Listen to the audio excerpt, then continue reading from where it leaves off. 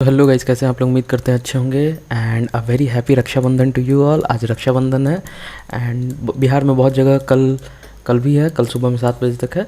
तो very happy Rakshabandhan to you all. So आज हम लोग किस वीडियो पे बात करने वाले हैं? आज हम लोग बात करने वाले हैं एटॉस के बारे में। एटॉस एक बहुत बड़ी एमएनसी कंपनी है एंड आपसे एक क्विज़ का क्वेश्चन, आपसे एक कॉर्पोरेट क्विज़ का क्वेश्चन। एटॉस को हाल ही में किसी कंपनी ने एक्वायर किया है। सो एटॉस को किस कंपनी ने एक्वायर किया है, आप मुझे उसका नाम नीचे कमेंट बॉक्स में कमेंट करके बताएं, ठीक है। सो एटॉस का भी रिक्रूटमेंट आया है, एटॉस का भी रिक्रूटमेंट आया है एंड उसका कौन कौन लोग एलिजिबल हैं, कैसे फॉर्म फिलअप करना है, ये सारी चीज़ों को बताएंगे एंड ये सारी चीज़ों को वीडियो में आगे बताएंगे। सो एटॉस का भी रिक्रूटमेंट आया है, तो ये वीडियो उसी के ऊपर है। तो हम लोग सबसे पहले इसको मिटा के एंड आगे बढ़ते हैं एंड देखते हैं कि कैसे कैसे फॉर्म को फिलअप करना है एंड कैसे एक प्लेसमेंट, क्योंकि एटॉस एक बहुत ही अच्छी कंपनी है, सो कैसे उसमें प्लेसमेंट लिया जाए, ठीक है। सो चलिए हम लोग आगे बढ़ते हैं। सबसे पहले अगर हम लोग बात करें एलिजिबिलिटी क्राइटेरिया की, तो एलिजिबिलिटी क्राइटेरिया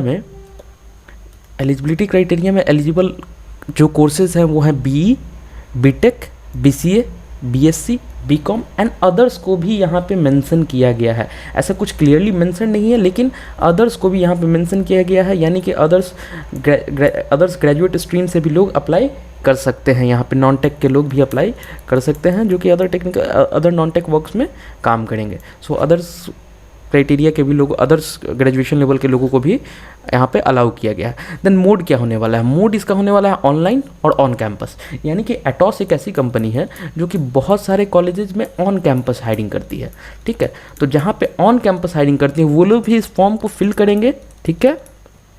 एंड जब एटॉस उनके कॉलेज में जाएगी तो वहाँ से उनका रिक्रूटमेंट किया जाएगा, वहाँ से वो रिक्रूट होंगे, यानी कि हायर्ड होंगे, ठीक है। अब अगर हम लोग बात करें ऑनलाइन की, यानी कि जहाँ पे एटॉस नहीं जाती है, क्योंकि सारे कॉलेजेस को एक कंपनी कवर नहीं कर सकती, इंडिया में बहुत सारे कॉलेजेस हैं, तो उसको एक कंपनी कवर नहीं कर सकती है। तो जहाँ पे भी एटॉस नहीं जाती है वहाँ पे उनका पूरा का पूरा प्रोसेस ऑफ कैंपस लिया जाएगा, जिसको ऑनलाइन कहा जा रहा है। एंड इस ऑफ कैंपस प्रोसेस में आपका एग्ज़ाम भी ऑनलाइन होगा, इंटरव्यू भी वर्चुअल होगा, ये सारी चीज़ें वर्चुअल मोड पे किए जाएंगे। उसके बाद आपके हायर्ड हो जाओगे, ठीक है। हायर्ड हो गए या फिर रिजेक्ट हो गए, ये आपकी प्रेजेंस ऑफ माइंड, नॉलेज पे डिपेंड करेगा। लेकिन मोस्टली अगर आपने एक मीडियोकर लेवल की पढ़ाई की है तो मोस्टली आप हायर्ड हो जाओगे, क्योंकि आईटी सर्विसेज में बहुत ज़्यादा टफ होता नहीं है। आप किसी प्रोडक्ट बेस्ड कंपनी में नहीं जा रहे हो जहाँ पे आपको बहुत ज़्यादा डीएसए वगैरह दिखाना है। यहाँ पे ये लोग किसी को भी हायर कर लेते हैं, ये इनके लिए कोई बहुत बड़ा इशू है नहीं, एंड हायर करके आपको बिलेबल बनाया जाता है। सो आईटी सर्विसेज के साथ ये एक बहुत बड़ा प्रॉब्लम है, ठीक है। सो एग्जामिनेशन फ़ी की अगर हम लोग बात करें तो एग्जामिनेशन फ़ी है 0, यानी कि इसमें एक भी रुपये चार्ज नहीं किया जा रहा है। Package as per Indian industry, as per industry standards. अब यहाँ पे मैं थोड़ा सा यहाँ पे आपको एक्सप्लेन करना चाहूँगा इंडस्ट्री स्टैंडर्ड्स को। इंडस्ट्री स्टैंडर्ड्स को मैं यहाँ पे थोड़ा सा आपको एक्सप्लेन करना चाहूँगा। सो अगर हम लोग बात करें इंडस्ट्री स्टैंडर्ड्स की, तो हम लोग बात करते हैं इंडिया की, और थोड़ी देर बाद आपको यूरोप या फिर नॉर्थ अमेरिका का हम आपको एक्सप्लेन करेंगे, नॉर्थ अमेरिका का। तो इंडियन इंडस्ट्री में देखा जाए तो यहाँ पे सबसे बड़ी जायंट कंपनी है टीसीएस, विप्रो, इन्फोसिस। ये 3 सबसे बड़ी Indian IT services giant company है, दुनिया में भी इनका बहुत नाम है, ठीक है। अगर हम लोग बात करें विप्रो के एक प्रोजेक्ट इंजीनियर की, जिसको ये लोग हायर करते हैं, उनको ये लोग सैलरी देते हैं 3.5 LPA, जो कि बहुत लो है as per the European standards, as per the north American standards, ये बहुत लो है। उसी तरीके से अगर टीसीएस की बात करें, अगर ये एक बीसीए ग्रेजुएट को हायर करती है, उनको पैकेज देती है 1.91 LPA। आप सोचो इस 1.91 LPA में एक बंदा, टीसीएस का एक बंदा बैंगलोर ऑफिस से कैसे काम करेगा? उसको तो इन हैंड आ रहा है 13,000 रुपये, एंड वो 13,000 रुपये में कैसे बैंगलोर में सर्वाइव करेगा, रहेगा, दिन पे घर पे भी कुछ पैसा भेजेगा, क्योंकि फैमिली को सपोर्ट करना होता है, घर पे भी कुछ पैसा भेजेगा, एक आईफोन खरीदेगा, क्योंकि हर यूथ का सपना होता है एक आईफोन। कुछ ज़रूरतें ऐसी होती हैं जिसको पूरा करना ही पड़ता है, एंड वो पूरा किया जाता है अपने शौक़ के लिए, ठीक है। तो वो कैसे करेगा? नहीं, इम्पॉसिबल है उसके लिए। उसी तरीके से अगर इन्फोसिस की बात करें तो इन्फोसिस एक BCA ग्रेजुएट को सैलरी देती है 2.21 LPA, या फिर ये कभी कभी 2.5 पे भी चला जाता है, एंड ये भी बहुत लो है।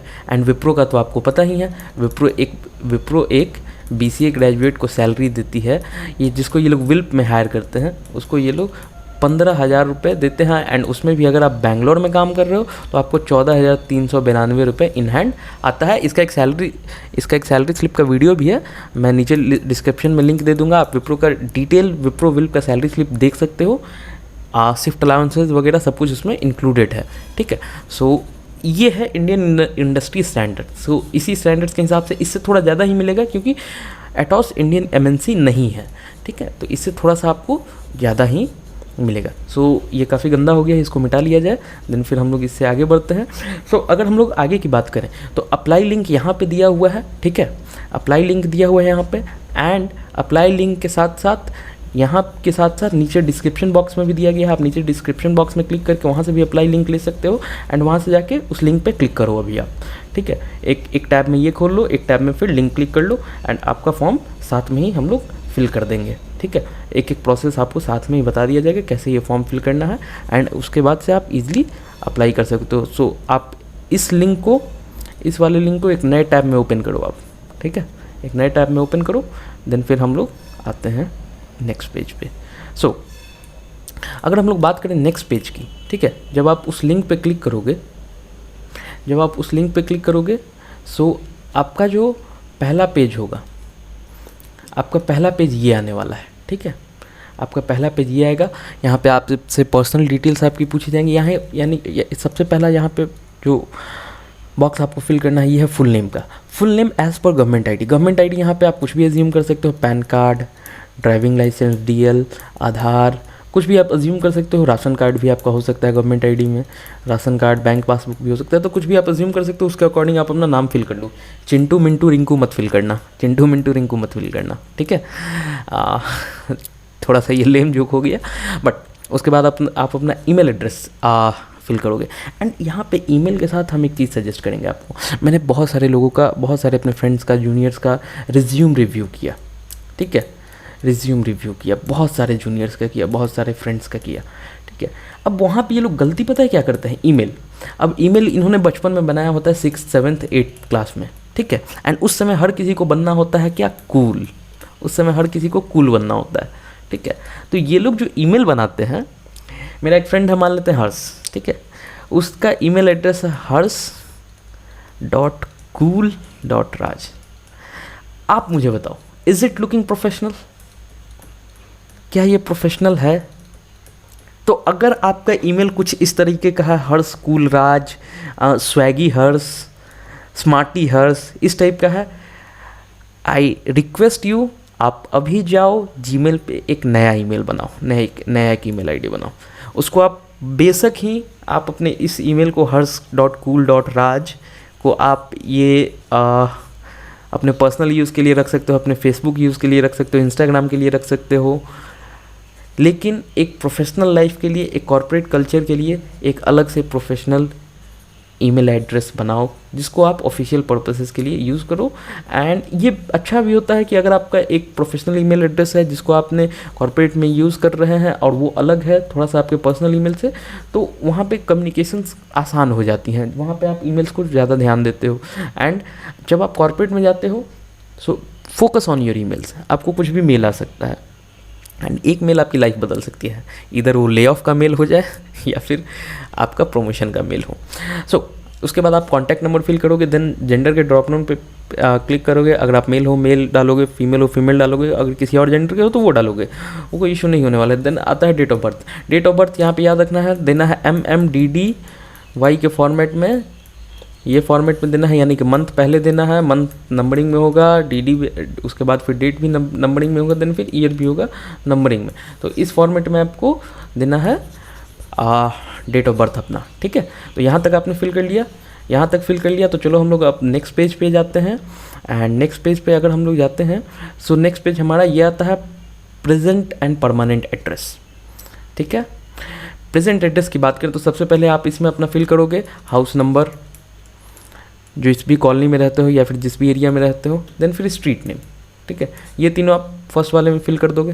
देन फिर किस सिटी में रहते हो, देन फिर किस पिन कोड पे रहते हो। अगर आपका परमानेंट एड्रेस और करेंट एड्रेस दोनों सेम है तो आप दोनों में सेम डिटेल्स फिल करोगे, यानी कि यहाँ पे करेंट एड्रेस में भी पहला डिटेल्स ये वाला फिल कर दोगे आप, हाउस नंबर वाला, देन सिटी में सिटी वाला, देन पिन कोड में पिन कोड वाला। ये ऐसे काम करेगा। यहाँ पे कोई चेकबॉक्स नहीं दिया गया है जिस पे आप क्लिक करके परमानेंट एंड प्रेजेंट को सेम बना सकते हो। सो यहाँ तक आप लोग फिल करो, थोड़ा सा 1 मिनट का टाइम ले लो क्योंकि ये वाला थोड़ा सा ज़्यादा है, ठीक है। यहाँ पे आप फिल करो एंड तब तक हम भी इसको मिटा लेते हैं। देन फिर उसके बाद हम लोग नेक्स्ट पेज पे मूव करेंगे, ठीक है। मे भी हो सकता है आप नेक्स्ट पेज पे मूव कर गए होंगे। अगर आपने नहीं किया है तो वीडियो को 10 सेकंड के लिए पॉज कर लो, फिल करो एंड उसके बाद फिर ये वाला फिल करने के बाद देन फिर आप चला लो। आई गेस ये बोलने में ही 10 सेकंड चला गया, ठीक है। सो अब ये आपका आता है नेक्स्ट पेज जो कि होता है एजुकेशनल रिकॉर्ड्स, ठीक है। ये आपका नेक्स्ट पेज है। Permanent and current address fill करने के बाद ये आपका एजुकेशनल रिकॉर्ड्स पे आता है। देन स्कूलिंग रिकॉर्ड सबसे पहला आता है आपका स्कूलिंग रिकॉर्ड्स। देन 10th में आपके क्या परसेंटेज थे, किस साल आपने 10th पास किया, 12th HSC यस, ये ऑप्शन को आप समझो। बहुत सारे लोग 12th में 12th करते हैं, ठीक है, जिसको इंटरमीडिएट भी कहा जाता है, और बहुत सारे लोग डिप्लोमा करते हैं, ठीक है। तो जिन्होंने 12th किया है वो 12th में यस डालेंगे, डिप्लोमा में नो डालेंगे। एंड जिन्होंने डिप्लोमा किया है वो डिप्लोमा में यस डालेंगे एंड 12th में नो डालेंगे। एंड जिन्होंने 12th में नो डाला है वो 12th की डिटेल्स नहीं फिल करेंगे। जिन्होंने डिप्लोमा में नो डाला है वो डिप्लोमा की डिटेल्स नहीं फिल करेंगे, ठीक है। सो अगर आप 12th के यस वाले कैंडिडेट हो देन आप अपना HSC परसेंटेज डालो एंड किस साल आपने पास किया वो डालो। अगर आप डिप्लोमा एंड जब आप ये दोनों डिटेल्स फिल करते हो देन डिप्लोमा में फिर नो डाल दो, ठीक है। एंड फिर हम लोग आगे बढ़ते हैं डिप्लोमा के लिए। सो आप ये डिटेल्स फिल करो, तब तक हम भी इसको मिटा लेते हैं एंड इसको मिटाने के बाद हम लोग फिर भी नेक्स्ट पेज पे चलेंगे, ठीक है। आप ये डिटेल्स फिल कर लो जल्दी से। सो अगर हम लोग नेक्स्ट पेज पे आते हैं तो नेक्स्ट पेज पे हमसे मांगा जाएगा हमारे डिप्लोमा का डिटेल्स, ठीक है। ये रहा हमारे डिप्लोमा का परसेंटेज। सो अगर आपने 12th नहीं किया है तो आप डिप्लोमा का परसेंटेज डालोगे, किस साल आपने पास किया एंड डिप्लोमा किस यूनिवर्सिटी से किया वो डालोगे, ठीक है। ये आपका डिप्लोमा का डिटेल्स होगा अगर आपने 12th नहीं किया है तो। देन अगर 12th एंड डिप्लोमा का फिल हो गया है देन फिर आते हैं आपके ग्रेजुएशन डिग्री पे। तो यहाँ पे मैंने BCA सेलेक्ट किया क्योंकि मैं एक BCA ग्रेजुएट हूँ, ठीक है। बहुत सारे लोग आप में से BCA ग्रेजुएट होंगे। देन ये आप इस वाले ड्रॉप डाउन पे क्लिक करोगे। अगर आप BE, BTech, BCA, BCom, BSc, others, ये 5 ऑप्शन आपको दिखेगा, ठीक है। अगर आप BE BTech से हो, ग्रेजुएशन में, पोस्ट ग्रेजुएशन की बात नहीं हो रही, पोस्ट ग्रेजुएशन हम लोग आगे डिस्कस करेंगे। ग्रेजुएशन में अगर आपने BE BTech किया है, BCA किया है, BCom किया है, BSc किया है तो ये सारे ऑप्शंस में से चूज़ करोगे। एंड अगर आपने इसके अलावा कुछ अलग किया है देन आप अदर्स में चूज़ करोगे एंड देन फिर वहाँ पे अपना डिग्री नेम लिखोगे, ठीक है। ये जो है हमारा बेसिक यहाँ पे ये होगा। देन फिर ग्रेजुएशन में आपको कितने परसेंटेज आए थे एंड ग्रेजुएशन स्टार्ट डेट आपकी क्या थी। स्टार्ट डेट कहने का मतलब ये हुआ tentative start date. Tentative start date कहने का मतलब हुआ कि अगर ऐसा ज़रूरी नहीं है कि जिस दिन आपने एडमिशन लिया है उस दिन का डेट डालोगे, ये कोई ज़रूरी नहीं। कोई एक टेंटेटिव डेट ले लो कि 2018 में अगस्त में शुरू किया था तो 2021 में कंप्लीट हुआ है, ऐसे 2019 में जुलाई में शुरू किया था तो 2022 में कंप्लीट हुआ है तो 1 जुलाई 2019 लिख दो। तो ये आप ऐसे कर सकते हो, ठीक है। जल्दी से ये डिटेल आप फिल करो एंड हम भी इसको मिटा लेते हैं। एंड इसको मिटाने के बाद हम लोग फिर आगे बढ़ते हैं एंड ये पूरा फॉर्म हम लोग फिल ही करेंगे, ठीक है। मैंने स्क्रीनशॉट ले लिया है। स्क्रीनशॉट इसलिए लिया है मैंने क्योंकि आपको भी पता है इसमें बहुत सारे पर्सनल डिटेल्स हैं जो कि हम यहाँ पे शेयर नहीं कर सकते हैं। एंड इसमें चलिए आगे हम लोग बढ़ते हैं। So graduation in date, graduation in date में आपने ग्रेजुएशन कब ख़त्म किया वो आप डालोगे। देन आते हैं post graduation college name. Graduation आपने किस कॉलेज से किया है। अगर आपका वो एक ऑटोनोमस कॉलेज है, यानी कि ऑटोनोमस यानी कि IIT की तरह है, ठीक है, जिसका कोई यूनिवर्सिटी नहीं होता है, या फिर अगर वो एक बिहार के LN मिश्रा की तरह है जो किसी यूनिवर्सिटी से एफिलिएटेड नहीं होता है, ठीक है, लेकिन फिर भी बिहार के LN मिश्रा में BCA वगैरह का जो कोर्स होता है वो आर्यभट्ट नॉलेज यूनिवर्सिटी से चलता है, ठीक है। सो अगर आपने ग्रेजुएशन किया है तो अपने कॉलेज का नाम डालोगे। देन फिर आप अपने यूनिवर्सिटी का नाम डालोगे, यानी कि किस यूनिवर्सिटी से आपका कॉलेज एफिलिएटेड है आप उसका नाम यहाँ पे डालोगे। देन आते हैं पोस्ट ग्रेजुएशन रिकॉर्ड में। अगर हम लोग बात करें पोस्ट ग्रेजुएशन रिकॉर्ड की, सो क्या आपने पोस्ट ग्रेजुएशन की है? अगर आपने पोस्ट ग्रेजुएशन की है, यस है अगर आपका जवाब, यहाँ पे आप यस चूज़ करोगे, ठीक है, एंड ये सारे डिटेल्स को फिल करोगे। अगर आपका जवाब नो है, देन ये सारे डिटेल्स को आपको फिल करने की ज़रूरत नहीं है, ठीक है। सो अगर लेट सपोज कि आपने ग्रेजुएशन की है, यस पे आपने क्लिक किया, देन फिर ग्रेजुएशन में आपकी डिग्री कौन सी थी? एमएससी थी, एमटेक थी, एमसीए थी, कौन सी डिग्री थी, या फिर एमकॉम थी, या फिर अदर्स, जो भी आपकी डिग्री थी वो आप चूज़ करोगे। अदर्स है तो अदर्स में फिर स्पेसिफाई करोगे कि क्या है। देन फिर आपका ग्रेजुएशन का ब्रांच क्या था, यानी कि किस ब्रांच से आपने किया, आईटी था, कॉमर्स था, इकोनॉमिक्स था, किस ब्रांच से आपने ग्रेजुएशन किया वो आप फिल करोगे यहाँ पे, ठीक है। तो जल्दी से आप यहाँ तक फिल करो एंड इसको हम भी मिटा लेते हैं, देन फिर हम लोग यहाँ पे नेक्स्ट तक चलेंगे। एंड हाँ, एक और चीज़, अगर आपको अपना रिज्यूम रिव्यू करवाना है, ठीक है, तो आप मुझे मेल कर सकते हो। मेरा मेल एड्रेस है rahul.rappers@gmail.com, ठीक है। इस पे आप मुझे मेल ड्रॉप कर सकते हो, यहाँ पे हम लोग आपके रिज्यूम को रिव्यू कर देंगे बहुत, एंड इसका कोई भी चार्ज नहीं होगा, ये फ्री ऑफ कॉस्ट होगा, ठीक है। देन ये पोस्ट ग्रेजुएशन की डिटेल्स अगर आपने की हैं तो आप ये सारे डिटेल्स फिल करोगे, यानी कि स्पेशलाइजेशन क्या था, कितने परसेंट आए थे, कब स्टार्ट किया था, कब ख़त्म किया, किस कॉलेज से किया, किस यूनिवर्सिटी से किया।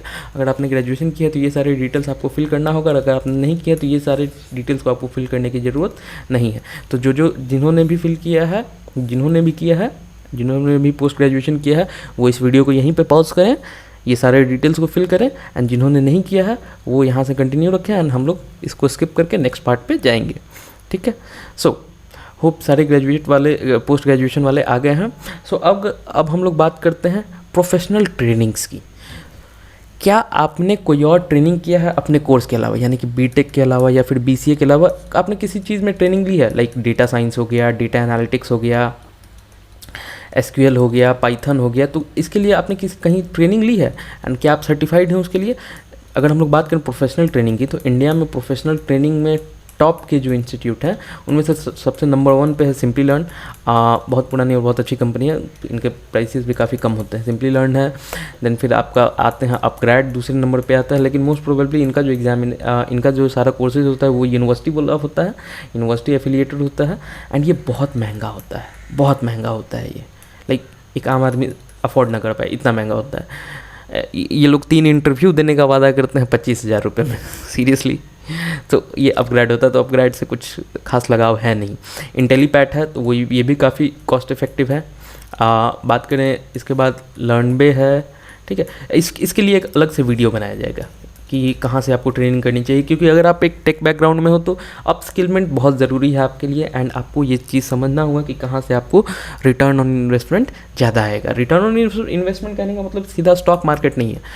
स्टॉक मार्केट में आपको हो सकता है 12% का इंटरेस्ट रेट मिले अगर आप 1 लाख रुपए इन्वेस्ट करो तो, ठीक है, जो कि 12% बहुत ज़्यादा है। 12% की जगह चलो मान लेते हैं कि आपको 20% का मिल जाए, लेकिन अगर वहीं पे 1 लाख रुपए लगा के आप अपने आप को अपस्किल करते हो, ठीक है, हो सकता है आपको 100% का सैलरी हाइक मिल जाए। तो ज़्यादा प्रॉफिटेबल कौन है? नॉलेज पे हमेशा इन्वेस्ट करो, एंड वो हमेशा आपको हायर रिटर्न देगा, ठीक है। तो ये एक ऐसे ही फालतू का ज्ञान था जो कि मैंने दे दिया, ठीक है।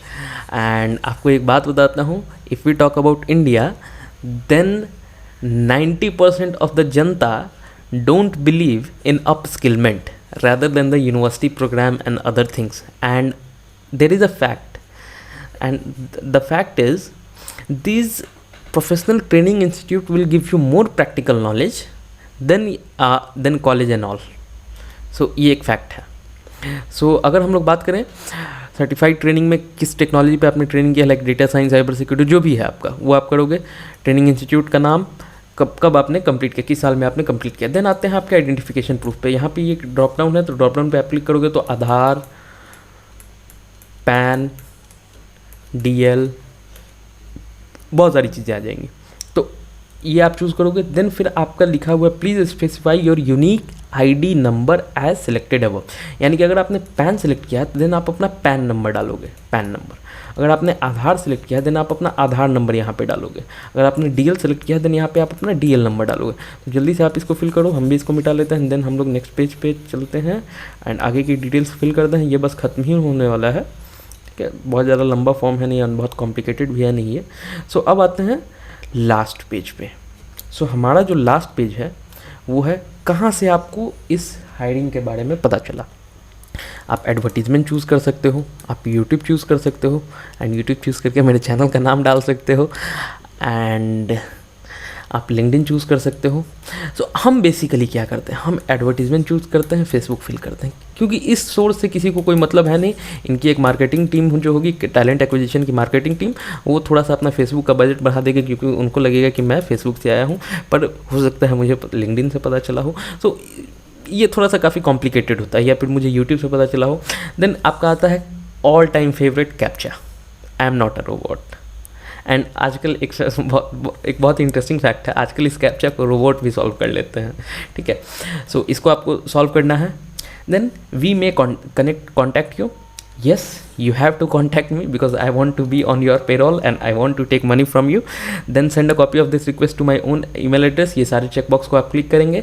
देन लास्ट आपका बटन होगा सबमिट का, आप उसको सबमिट करेंगे, ठीक है। तो जल्दी से आप सबमिट कीजिए। थोड़ा सा आप नीचे ड्रॉप डाउन करेंगे, देन आपको सबमिट का बटन आपका दिख जाएगा, ठीक है। तो वहाँ से आप सबमिट करेंगे, एंड सबमिट करने के बाद यह आपका फॉर्म फिलअप कंप्लीट हो जाएगा, एंड यहाँ से आपको फर्दर कम्युनिकेशन मिल जाएगा। सो एट लास्ट मेरी तरफ से आप सभी को जिन्होंने भी फॉर्म फिल किया है, all the best. And I believe कि अगर आपने मेहनत की है, अगर आप तैयारी कर रहे हो और आपने थोड़ा सा नॉलेज लिया, आपका सिलेक्शन पक्का है। सिलेक्शन आपका पक्का है, बहुत टफ नहीं होता है, ये कभी नहीं सोचना है कि बहुत टफ होता है। And then thank you so much for आपने यहाँ तक वीडियो को देखा, आप साथ रहे, थैंक यू सो मच। एक रिक्वेस्ट रहेगा, please like and share this video and subscribe this channel. आपके पूरे सपोर्ट की ज़रूरत है।